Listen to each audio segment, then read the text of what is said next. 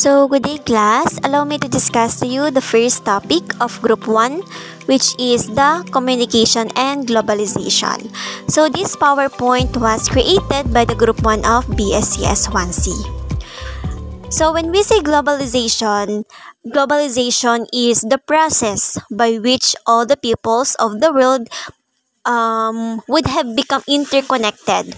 It involves world politics, economics, and culture. So, hindi lang siya sa isa nakafocus, kundi holistic. Holistic means whole or buo. Merong politics, economics, cultural, and many other things. So, it has greatly increased the standard of living of people all over the globe. From the word itself, globalization, the global, it pertains to the whole world, worldwide, or universal. The Tagalog term of globalization is globalisasyon. Again, the Tagalog term of globalization is globalisasyon. So again, kapag sinabi nating globalization or globalisasyon, ito ay tumutukoy sa pandaigdigang palitan ng mga produkto, the service, or serbisyo, mga kapital ng mga bansa at iba pang bansa. So, isa itong organisadong hakbang ng malalakas na bansa upang higit na maorganisa ang palitan ng produkto at maisaayos natin yung pandaigdigang ekonomiya. Ito rin ay malaya at malawakang pagkikipag-ugnayan ng mga bansa sa daigdig ng mga gawaing pampolitika, pang-ekonomiya at iba pang larangan.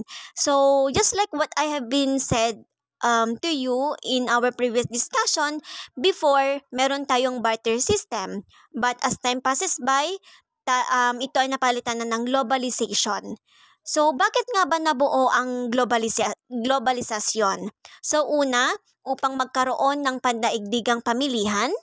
Pangalawa, mapalago ang pandaigdigang transaksyon ng mga capitals or the funds, mapaunlad rin yung mga makabagong transportation natin and communication, and even the transnational corporations. So, nabuo rin ang globalization upang mapadami natin yung foreign direct investment sa iba't ibang bansa at mapalaganap ang mga makabagong ideya at any other things that is related to our global needs. So, globalization influences student life like you by fostering hedonistic behaviors through social media, materialism, and prestige-seeking tendencies, leading to a lack of careful planning and selfish consumption habits.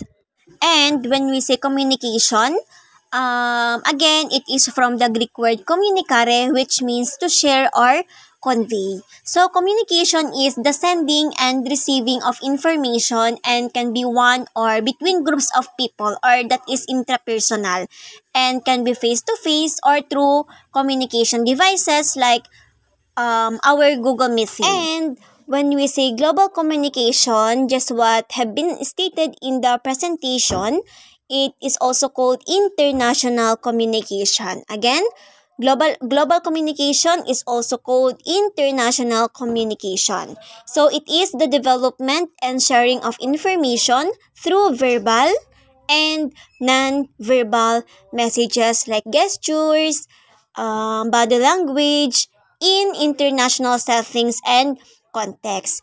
So why is communication important in globalization? So, communication is important in globalization because communication plays a pivotal role in shaping globalization, influencing both cultural integration and diversity. Diba, gaya sa previous discussion natin, nabanggit ko before that communication is the key sa lahat ng problema, sa lahat ng mga gusot o mga hindi pagkakaintindihan. Sa pamamagitan ng komunikasyon, nalulutas natin ang mga bagay-bagay. Ika nga, madadaan sa ang lahat sa magandang pag-uusap or usapan. So, media serves as a primary source for globalization, facilitating the exchange of culture values and information across borders. Kaya, pansin nyo class, sobrang nakakatulong ang pagbabago ng pakikipag-usap o pagbibigay ng nais natin sabihin sa ating mga mahal sa buhay o gusto natin makausap sa paraan na dati ay pagsusulat lamang ng liham, ngunit ngayon ay napalitan na ito ng Gmail o pwede din sa Messenger. So noon 'di ba, dati letter lang, maghihintay ka pa ng isang buwan bago makarating sa iyo. Pero dahil mas pinabilis nito ang proseso ng pakikipagkomunikasyon natin sa bawat isa sa pamamagitan lamang ng telepono at kahit larawan pa ang iyong ipasa ay maaari na.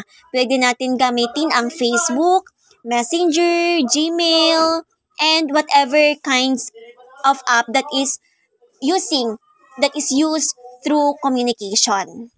The communication process requires all sorts to be active in delivering and perceiving communication messages.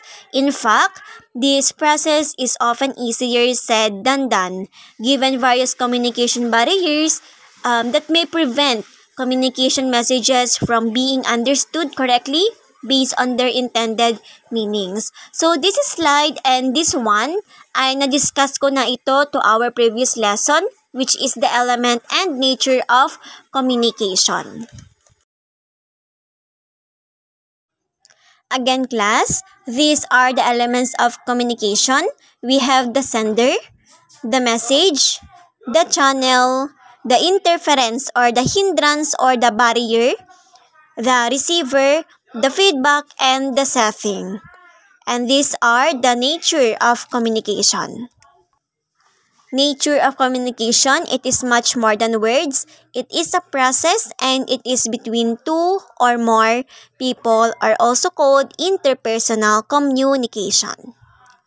Global communication serves as the lifeblood of our connected world, molding our perceptions, propelling our economies forward, and drawing us nearer to far-flung cultures and communities. So by adopting deliberate strategies, dedicating ourselves to cultural sensitivity, and eagerly adopting technology, we all play a part in fostering a global society that's more interconnected and communicative.